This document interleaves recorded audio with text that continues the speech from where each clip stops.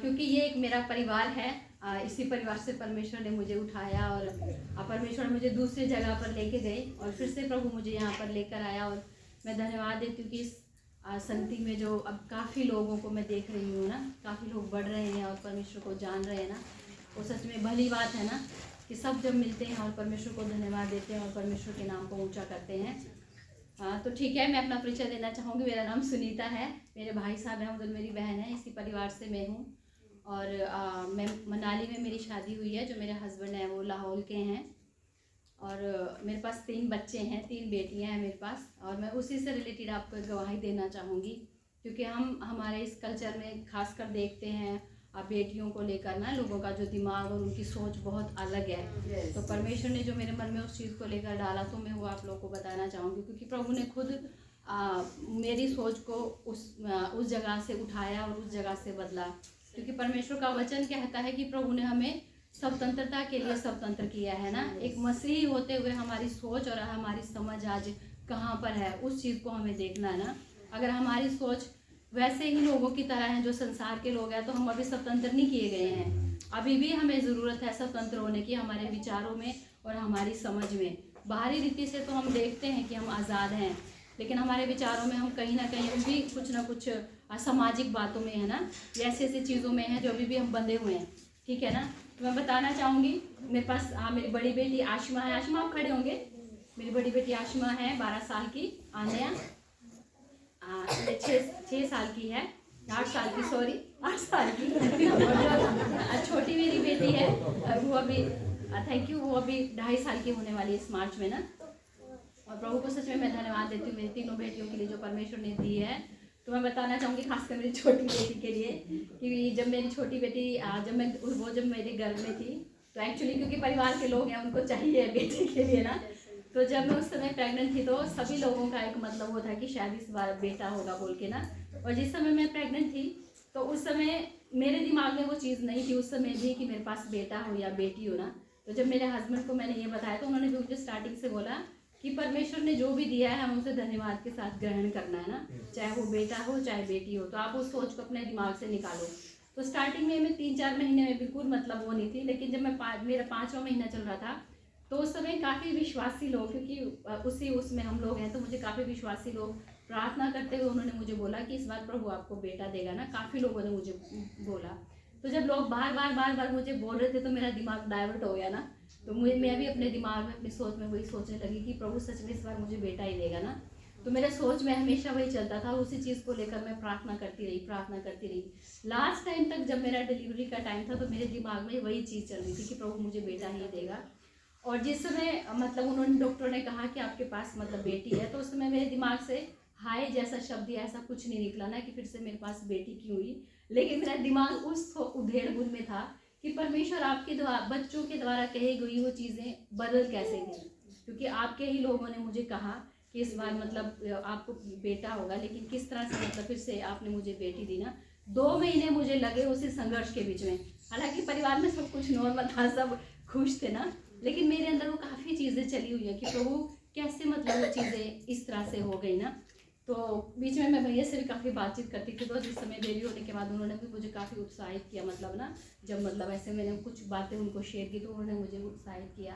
तो बाद में जब मैं एक दिन ऐसे बैठी मैं सोच रही थी कि परमेश्वर जब आपके लोग काफ़ी मुझे मिले और उन्होंने मुझे इस तरह से बताया, तो कहाँ पे कुछ ऐसा हुआ कि मतलब सबको बेटे की उम्मीद थी लेकिन आपने मुझे बेटी दी। तो मेरे अंदर से आवाज़ आई कि लोगों ने आपको कहा कि आपने परमेश्वर से सुना कि आप परमेश्वर के पास गए उस चीज़ के लिए। क्योंकि वचन में अगर हम देखते हैं, जैसे अब दाऊद का मैं उदाहरण लूँगी। दाऊद जब था और जब भी वो युद्धों के लिए निकलता था तो वो छोटी सी छोटी चीज़ के लिए प्रभु के पास जाता था, है ना। वो परमेश्वर से पूछता था कि प्रभु क्या मैं उस जगह पर चढ़ाई करूँ या ना करूँ। जहाँ परमेश्वर ने उसको बोला कि तू चल पड़, वो विजय हो जाता था। लेकिन जहाँ मना किया वहाँ पे मतलब वो नहीं जाता था ना। और जहाँ भी कुछ और राजाओं के बारे में हम देखते हैं, जो राजा अपनी मर्जी से गए वो हार गए, है ना। और क्या नाम लेते हैं, कुछ राजा ऐसे हैं जिनको परमेश्वर ने, थोड़े ही सैनिक थे उसके पास, लेकिन थोड़े सैनिक होने के बाद भी परमेश्वर ने उसको बड़ी बड़ी सेनाओं के ऊपर भी परमेश्वर ने उसको विजय को दिया ना। तो वहाँ पे मैंने सच में उस गलती को स्वीकार किया कि प्रभु सच में मैंने लोगों की ओर देखा। बेशक वो परमेश्वर को जानते थे, अच्छी बात है जानना, लेकिन खुद परमेश्वर के पास जाना, परमेश्वर से पूछना बहुत ज़रूरी है कि परमेश्वर क्या ये चीज़ें आपकी तरफ से मेरे लिए हैं या नहीं है। क्योंकि ज़्यादातर लोग देखा जाएगा तो वो हमेशा आशीष के लिए ही हमें बोलते हैं ना, आशीष के शब्दों को ही बोलेंगे या आशीष के लिए ही कहेंगे। कोई नहीं बोलता है कि हम किसी को ऐसा शब्द बोल दें परमेश्वर के वचन के द्वारा जो उसको हर्ट हो जाए। लेकिन कई बार कुछ ऐसी कई हुई चीज़ें हमारे जीवन में ऐसे मोड़ को लेकर आती हैं या हमारे जीवन में हमें उस जगह तक पहुंचा देती हैं जो हमने कभी सोचा भी नहीं है ना, ठीक है ना।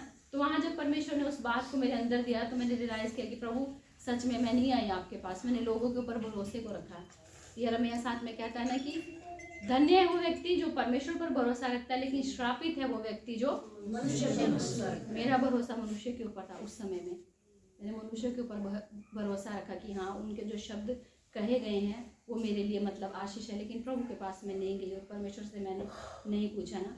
तो इस तरह से मतलब हुआ। लेकिन उसके बाद भी मैंने देखा कि जब से मेरी बेटी हमारे मतलब परिवार में आई है तो एक परिवार में एक अलग माहौल है, एक अलग आशीष है। उसके आने के द्वारा मैंने अपने परिवार में सच में बहुत आशीष को देखा है। यहाँ तक कि अभी भी मैं वहाँ बैठी थी तो मैं सोच रही थी कि मतलब सब बच्चे, जैसे दीदी के बच्चे हैं, भाभी के बच्चे हैं, तो सब उसको लेके इधर उधर घूमते रहते हैं ना। तो मैं देख रही थी कि उनके अंदर भी उस बच्चे की वजह से एक आनंद है, एक खुशी है, मतलब ना जो वो बच्चा हमारे बीच में मतलब होता है। तो सच में मैं आप लोगों को उत्साहित करना चाहूँगी कि अगर हमारे अंदर वो चीज़ें हैं, खास करना बेटियों को लेकर, तो वो चीज़ों को अपने दिमाग से निकालिए।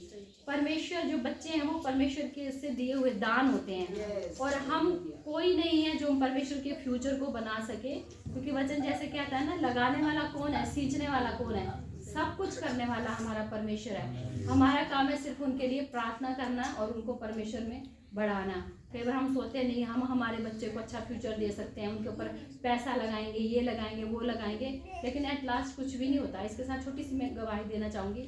हमारे वहाँ एक भाई है, गोपाल भाई, अंकल जानते होंगे उनको। तो उनके पास एक ही बेटा है ना और बेटी उन्होंने गोद ली है और वो पति पत्नी सेवा में है, काफ़ी साल से वो लोग सेवा में है। तो उन्होंने अपने बेटे को जिस तरह से नरिश किया अच्छे से, उन्होंने मतलब वो उस बच्चे को बढ़ाया। लेकिन किसी तरह से उन्होंने अपने बच्चे को देहरादून में भेजा स्टडी के लिए। वो बच्चा जब देहरादून गया, वहाँ से कुछ फ्रेंड्स सर्कल उसको अच्छा नहीं मिला। वो फ्रेंड सर्कल अच्छा ना मिलने की वजह से वो बच्चा नशे में चला गया। एक ही बेटा है, ठीक है, और मम्मी पापा बहुत अच्छे विश्वासी हैं मतलब ना। और जब वो बच्चा वापस आया तो पूरा नशेड़ी बना हुआ था वो मतलब ना, और मनाली में भी ऐसा घूमता था कि पूछो मत। और सब लोग बातें किसको करते थे, पेरेंट्स को करेंगे ना, कि पेरेंट्स ने उसको अच्छी परवरिश नहीं दी, ये नहीं दिया, वो नहीं दिया। उन्होंने अपनी ओर से बेस्ट किया। लेकिन कई बार हमारे भी चुनाव होते हैं ना, हमारे पेरेंट्स हमारे लिए बेस्ट करते हैं, लेकिन हमारे भी चुनाव होते हैं। उस बच्चे के पीछे बहुत लोगों ने प्रेयर किया। लेकिन आज प्रभु का धन्यवाद कि वो बच्चा बाहर कुछ उसने ट्रेनिंग किया और अभी वो भी परमेश्वर की सेवा में है। मैं बताना ही चाह रही हूँ कि कई बार भविष्य है या जो योजनाएं हैं वो हम माँ बाप के हाथ में नहीं है, लेकिन माँ बाप का काम इतना है कि अपने बच्चों को सही सिखाना और खासकर एक मसीही होते हुए उसको बाइबल का जो ज्ञान है वो ज़रूर देना है। क्योंकि यही चीज़ है जो हमारे बच्चों को सुरक्षित रख सकती है। मैं सोचती हूँ वो बेटा है, वो बेशक वो एक पाप की लाइफ में गया, लेकिन पीछे उनके माता पिता की आशीष थी, पीछे उनके माता पिता की प्रार्थना थी जो लगातार इतने उस बच्चे को फिर से घुमा फिरा के उसी प्लेटफॉर्म पे लेके आई ना। तो हम लोगों को भी मतलब जो भी परमेश्वर ने हमें बच्चे दिए हैं उन्हें एक गिफ्ट की तरह, एक आशीष की तरह हमने उनको नरिश करना है बस, ठीक है ना। वो चाहे बेटा हो चाहे बेटी हो, ठीक है। कल मैं सुबह जो के साथ कुछ शेयर कर रही थी, उसको कुछ बता रही थी।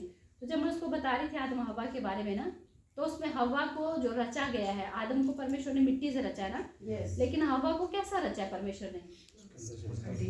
मिट्टी से रचा है, उसकी पसली से रचा है।